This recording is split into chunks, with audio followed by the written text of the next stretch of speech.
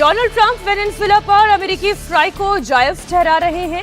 इस बीच वेनेजुएला हमले को लेकर अमेरिकी हमले पर यह एक और बड़ा दावा है। वेनेजुएला का कहना यह है कि अमेरिका के हमले में 40 लोगों की जानें गई हैं। इन 40 लोगों में सेना के जवान के साथ साथ आम लोग भी शामिल हैं। वेनेजुएला पर अमेरिका की यह स्ट्राइक 2 और 3 जनवरी की दरमियानी रात को हुई। अमेरिका ने इस मिशन को ऑपरेशन एब्सोल्यूट रिजॉल्व का नाम दिया। अमेरिकी फोर्स के ताबड़तोड़ अटैक से वेनेजुएला की सेना यहां तक कि मादुरो को भी संभलने तक का मौका नहीं मिला।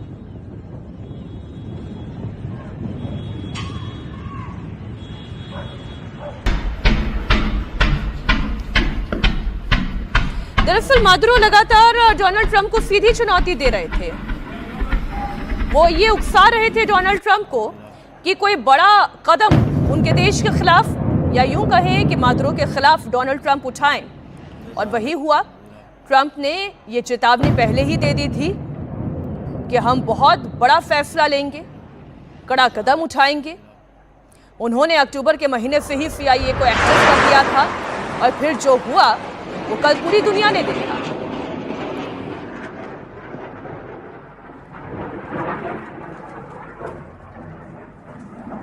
अभी तक डोनाल्ड ट्रंप जो नोबेल पीस प्राइज के लिए खुद अपने लिए वकालत कर रहे थे, उन्होंने क्या एक और जंग का बिगुल छेड़ दिया है।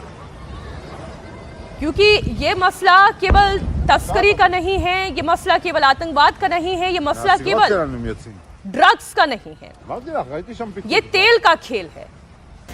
बड़ी खबर आपको दे दें, वेनेजुएला में अमेरिका के ऑपरेशन से जुड़ा हुआ एक और खुलासा हुआ है। अगस्त के महीने से ही CIA के अधिकारी वेनेजुएला में खुफिया तरीके से एक्टिव हो गए थे।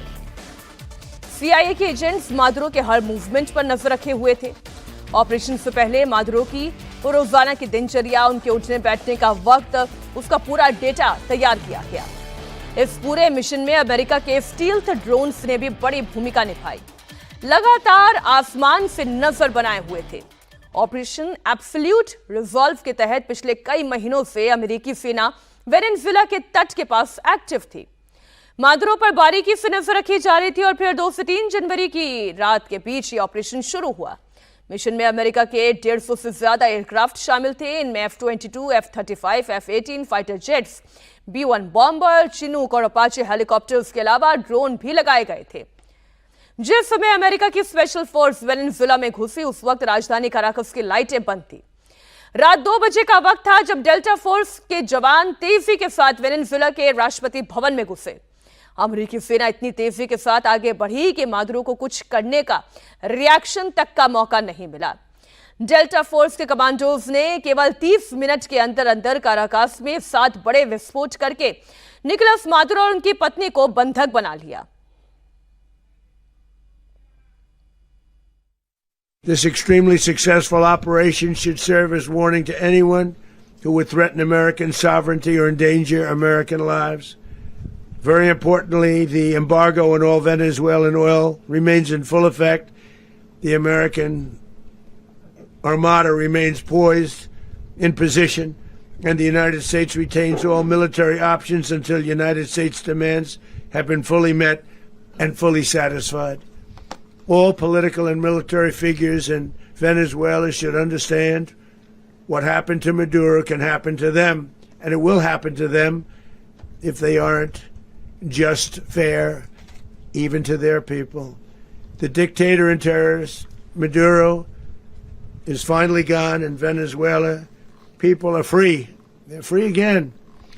It's been a long time for them, but they're free. America is a safer nation. This morning, it's a prouder nation this morning because it didn't allow this horrible person and this country that was doing very bad things to us.